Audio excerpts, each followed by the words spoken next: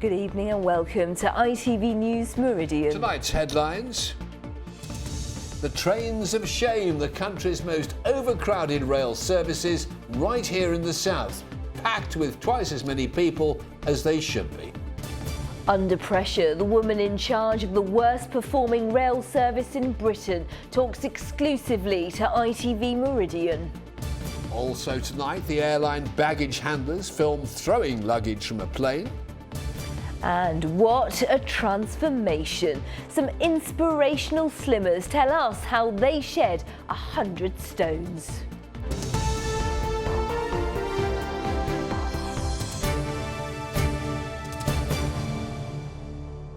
Good evening. Trains carrying double the amount of passengers they should, people packed in like sardines. The incredible scale of overcrowding on the South's railway revealed today by damning government figures. The 6:57 a.m. train from Brighton to London Blackfriars is the most overcrowded in the country, carrying more than twice its capacity, with 960 commuters squeezed onto a train designed for 420. The 6:51 South West train service from Southampton Airport Parkway to Waterloo also makes the top 10, with more than 900 commuters packed onto a train with a capacity of 598. And the 7:14 from Alton to Waterloo was also highlighted for its overcrowding, with almost 1,200 people on board, 440 more than it should. Passengers groups say they are appalled when people are paying record prices. I think passengers have every right to feel outraged that they're paying thousands of pounds every year for season tickets and having to squeeze in overcrowded carriages in really unpleasant conditions, and they have a right to expect more from government and rail companies on this.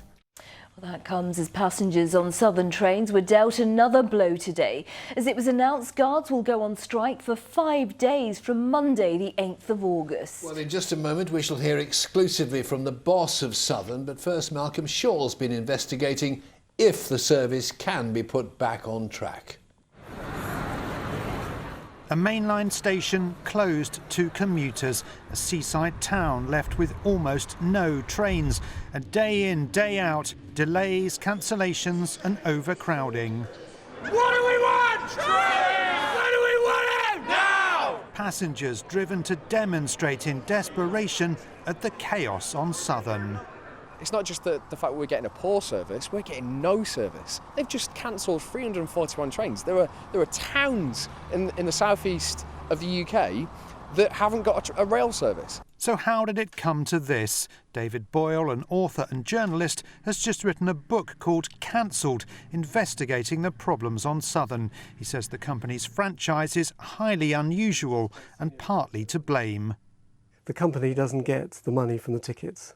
They are paid by a set fee from the government, and they hand over the ticket money back to the government.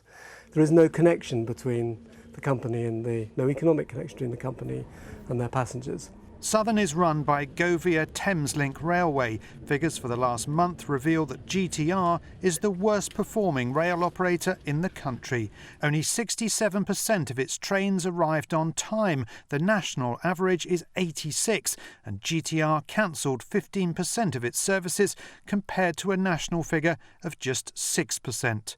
On Southern, the situation is made even worse by a bitter dispute over the role of guards. The rail company wants drivers to be given the job of closing train doors. Unions fear it's a step towards running driver-only trains.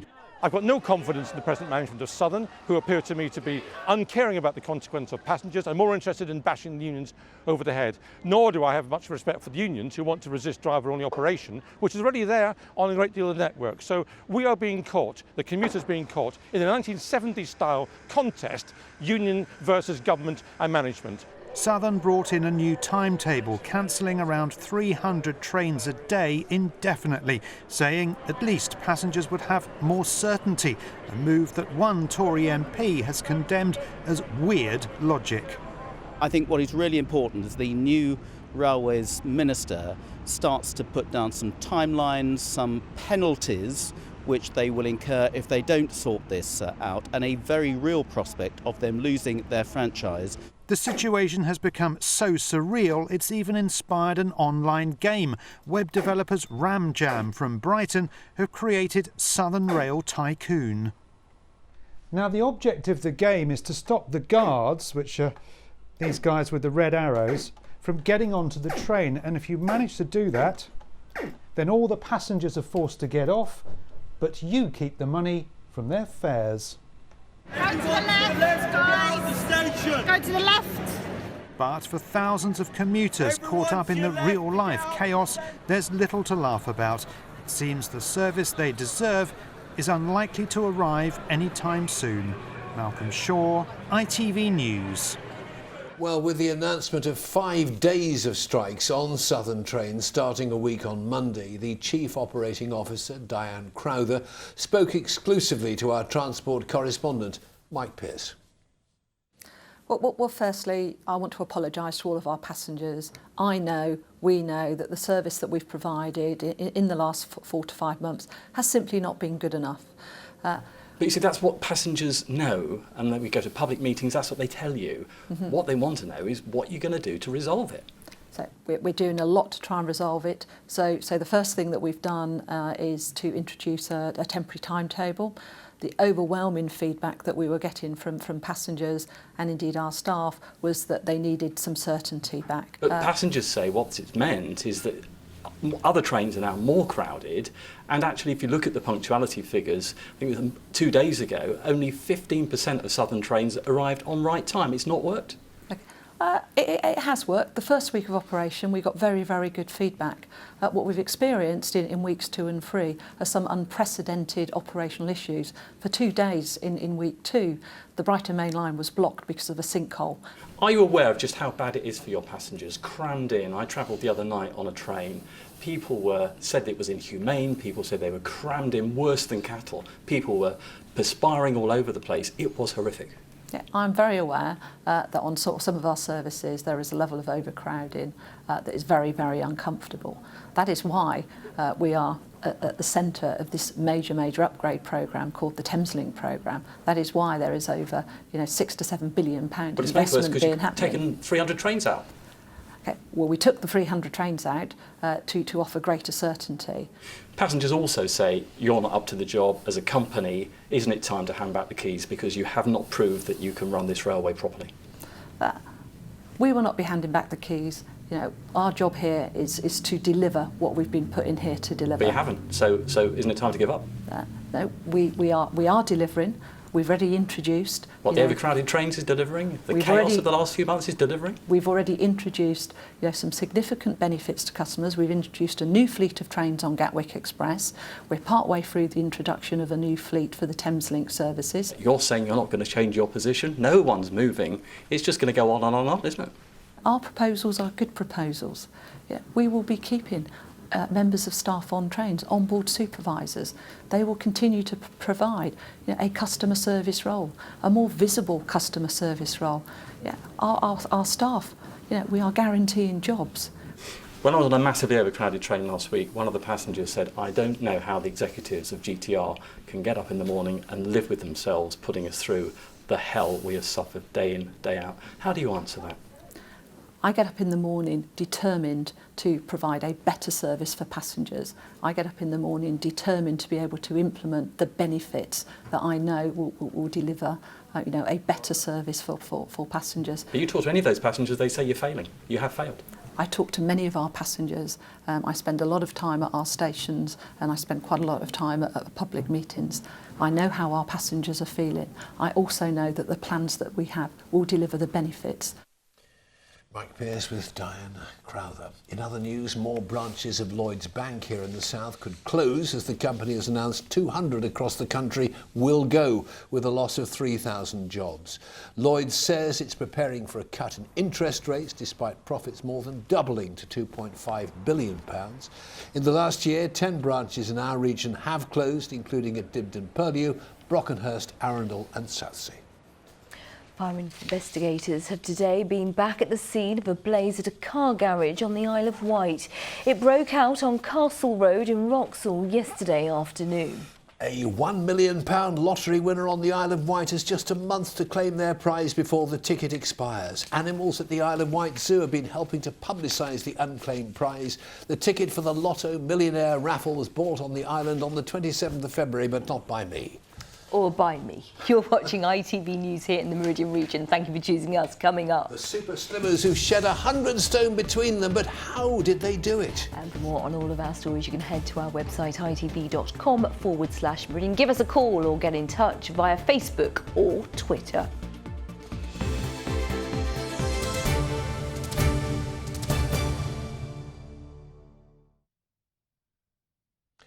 Passengers waiting to board their flight at Gatwick Airport have been filmed on a mobile phone.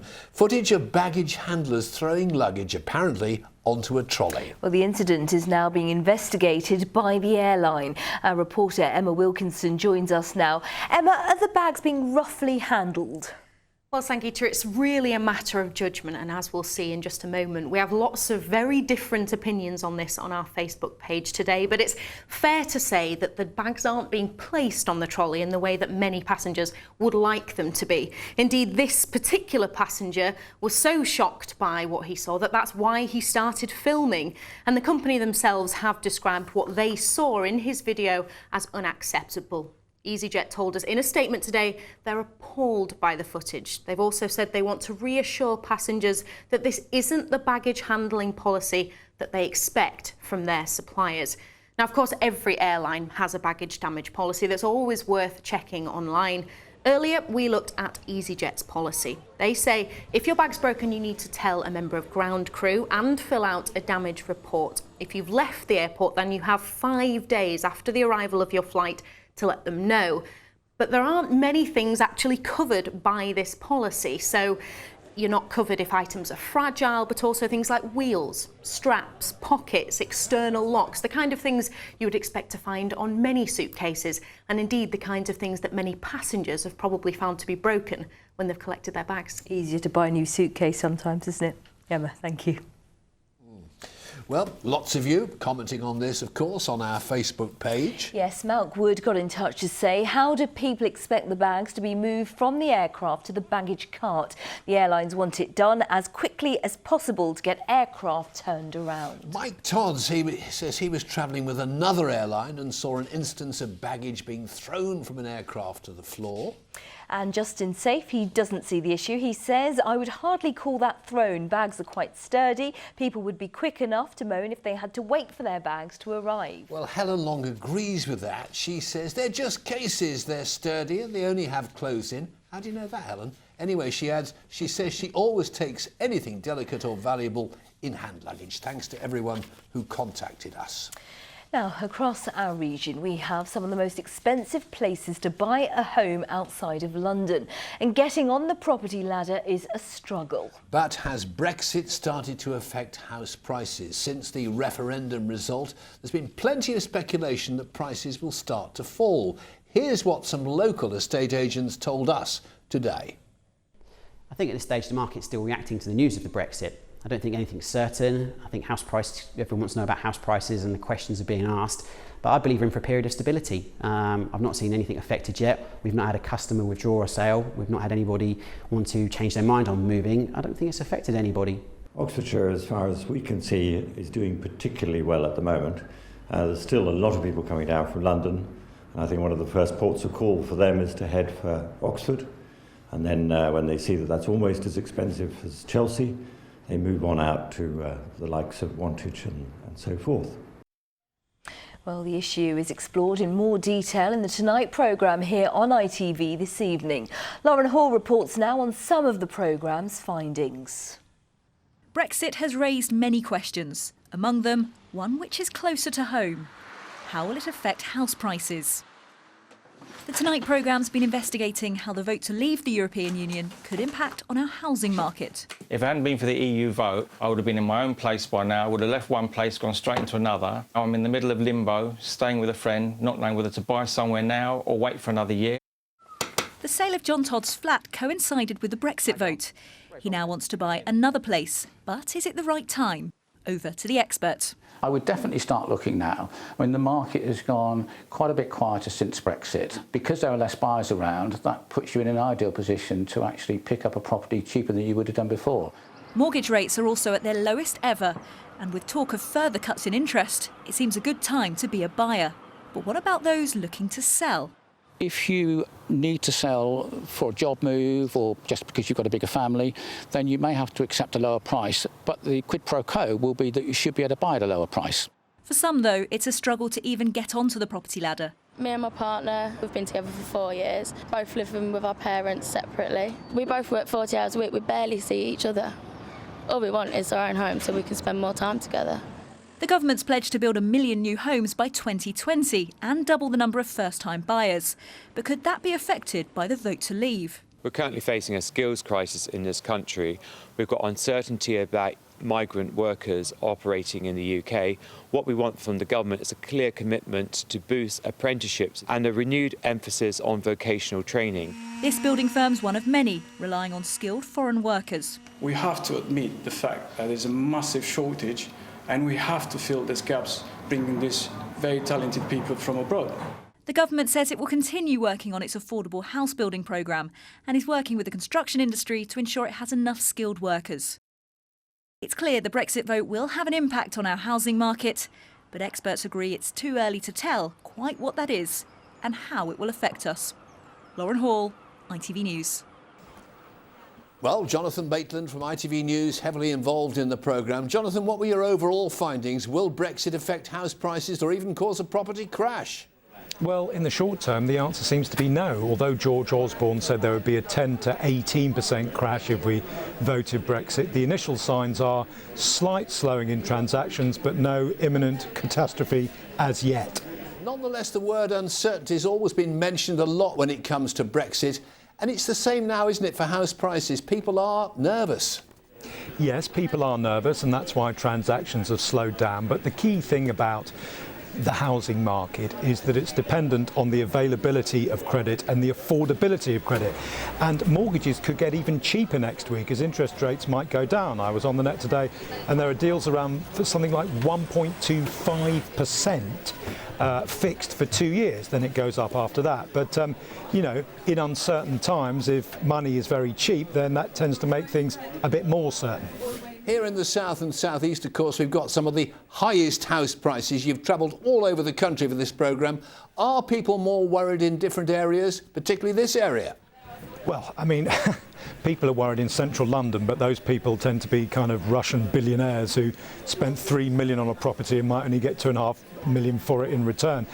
Certainly the people we spoke to who talked about the southeast say, look, they're not building land anymore. There's a shortage of housing, particularly in the southeast, so demand remains strong and supply isn't that great. We're not building enough houses, so there's not going to be a property crash in the southeast, it would seem, anytime soon at all. We shall watch the programme with interest. Jonathan Maitland, good to talk to you. Thanks very much indeed. Thank you, Fred. And you can catch the Tonight programme here on ITV at 8:30. Sport now. Southampton continue their impressive pre-season run with a third successive win, this time over FC Twente on their tour of Holland. The Saints took a first half lead through Virgil van Dijk and added to that in the second period thanks to substitute Sam Gallagher. There was a consolation for the home side before the end. The first goal Southampton have conceded in their pre-season games. There it is. The quintessentially English horse riding event Qatar Goodwood, also known as Glorious Goodwood, is in its third day.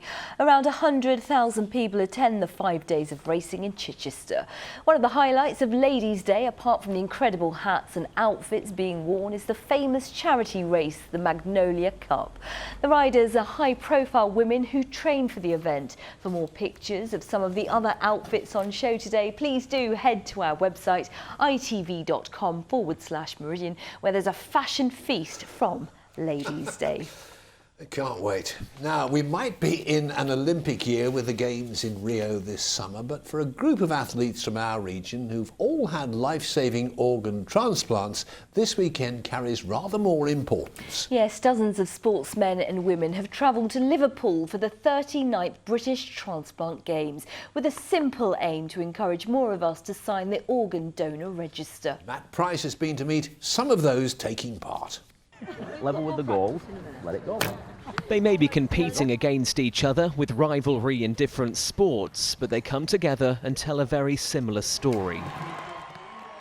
Last year's event saw record numbers compete, but it's continuing to grow. And in 2016, 900 sportsmen and women will take to the track over the next 4 days. Among them, Lisa, who's travelled up from the southeast to be here. She had a double lung and heart transplant and told me how it's changed her life. I also had a daughter at that time as well. She was 3.5 when I got my transplant. So obviously I was able to do things with her, take her swimming, take her to school and back, you know, preschool, which I could never do before. So it was amazing. They're used to facing challenges, so even when the heavens open on the first day, the games go on. And they've been on for over 3 decades. Since its launch in 1978, thousands of competitors have given it their all, with a simple aim to raise awareness of organ donation and how it can save lives. People may believe personally, yes, I would like to be an organ donor. If their family members know that their loved one would have wanted to pass on their organs, it makes the decision a little bit easier. Look around, chat to anyone, there is no shortage of inspirational stories, and many here, like 13-year-old Elspeth, find it difficult to express what it means to be given a new organ. I'd say thank you so much. I mean, I don't think I would have survived without the liver, so they basically saved my life, so yeah, thank you so much. Around 6,500 people across the UK are currently waiting for an organ transplant, and without that life-changing, often life-saving gift, many of the people here simply wouldn't be able to take part. The games are on until Sunday. For many, their target isn't necessarily winning gold. For their main prize, simply the ability to take part. Matt Price, ITV News at the British Transplant Games. More inspirational people now, and every year thousands of competitors dig deep to find the grit and determination needed to complete the Great South Run. Yes, with less than 100 days to go now until this year's event, a unique group of runners with those qualities in abundance gathered in Portsmouth today. Well, between them, they've lost 100 stone in weight in order to complete the 10-mile race. Christine Alsford has been to meet them. -100! Collectively, they're 100 stone lighter than they used to be. The pounds they've lost between them add up to the weight of a small family car. And now they'll all be competing in this year's Great South Run. Gillian Bourne from Gosport in Hampshire, just one competitor who says her life has been changed for the better by pounding pavements. At my heaviest, I was about 21, nearly 22 stone, so I've lost 10 stone. Tell me how you feel when you look at those clothes and how different you feel. I feel like a completely different person. I've never really been proud of myself for a huge amount, but when I look at these, I'm so proud. I can take on the world and the world can't do anything to me. 25,000 runners will take part in the 10-mile event in October. They'll pass landmarks like HMS Victory and the 100-year-old warship, where today's runners gathered to compare training tips and weight loss stories. For those like Dad John Hanchett, it's all about being healthy and active. I've lost what my oldest daughter weighs, so she weighs 5 stone and I've lost that, and if I was to pick her and carry her around, I think I'd be shattered, so yeah, really pleased. So these are your old clothes? They are indeed. This is an extra large. And how much have you lost in total? 11 stone. And what is it that you love about running? Just the fact that it's your me time. I've got 3 children, so I can go out, put my music in my ears, and I haven't got the, can I have this, can I have that? It's my time. Peter Manley took part in his first Great South Run 8 years ago when he was 8 stones heavier. His aim for 2016 to halve his time and double the money he raises for charity. I'm a lot fitter, more active, more alive. I've joined the gym, I'm swimming more, and now I feel my life has restarted itself. It's fantastic, yeah. And you're no spring chicken, if you don't mind me saying so. 51 years old. Yeah, I've got the bingo wings to prove it now. All will be running for their favourite causes and proving that the biggest losers are sometimes the biggest winners in life. Christine Osford, ITV News. Good luck. to No them all. losers there. Yes. Simon's with us now. Not saying that you are. No, I think that was the implication, and I think we all saw it. My solicitor will be in touch. But forget the Great South Run. I've got the Great South Grow for you now, because it's that time of the year. Can't move for the very big sunflowers turning up. So first of all, Carol's been in touch. This is Aidan Boniface in Pulborough in Sussex, who has grown from seed this. Planted on Good Friday, now a staggering 2.59 metres, which is 9'6" in old money. How do they measure them? I've got no idea. Perhaps you can tell me. Julie sent in this picture. That's Jamie Poor in Fratton. He's a big, was a Portsmouth fan, now defected to Liverpool. Very big fan of the show. And very proud of his 2 sunflowers, both now over 8 foot. Meanwhile, Jerry Swain sent in this one. He's got 3 grown from seed. 3? They stand at between 9 and 10 foot and give him a lovely view from his back lounge, Jerry's as they would. Always got to be better than everybody else. Top of the tree, old Jerry. Meanwhile, it's not just sunflowers. Do you know what that is? A hollyhock? A very large one as well. Anne Chater has got it in her garden in Westmoors in Dorset, already 9 feet. And Brenda Farley in Cranley in Surrey also has a plus 9 footer.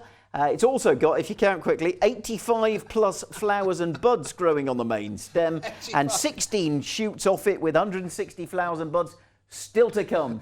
Can it be beaten? Probably. Meridian weather at itv.com if you've got something more impressive in your garden. Lovely weather for gardeners. Oh, yes. Oh, yes, and if you don't believe us, here he is, Simon Perky Parkin.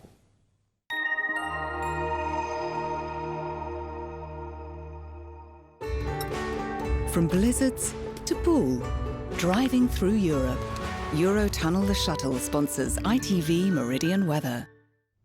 Well, if you spotted some fields of purple, that'll be the lavender then, looking lovely at this time of year, and also getting a pretty good watering today too, all thanks to a weather front that's been working its way eastwards, courtesy of an area of low pressure. The low to the north means that we are going to drag around slightly cooler air over the next few days, so it won't be quite as mild and muggy, but we have got high pressure building down to the southwest, and that means that things are actually not looking too bad. Yes, there'll be a few showers knocking around, but generally a lot of dry weather. So for tonight, we're dry, fair bit of cloud, temperatures well around 15, 16 degrees, another slightly humid and clammy night. There will be a few clear spells, perhaps a few bright spells first thing tomorrow morning, but mainly it's a grey start, but that cloud will tend to break up. A lot of dry weather through the morning. It's into the afternoon. We might see a few showers developing and perhaps an odd heavy one as well, but a lot of dry weather, and in the best of the sunshine, temperatures feeling quite nice. 21 is 70 in Fahrenheit, though quite breezy along the coast and around the Isle of Wight. As for your high tide times, in Poole 20 to 5 in the morning, 20 past 7 in the evening. Eurotunnel the Shuttle sponsors ITV Meridian weather.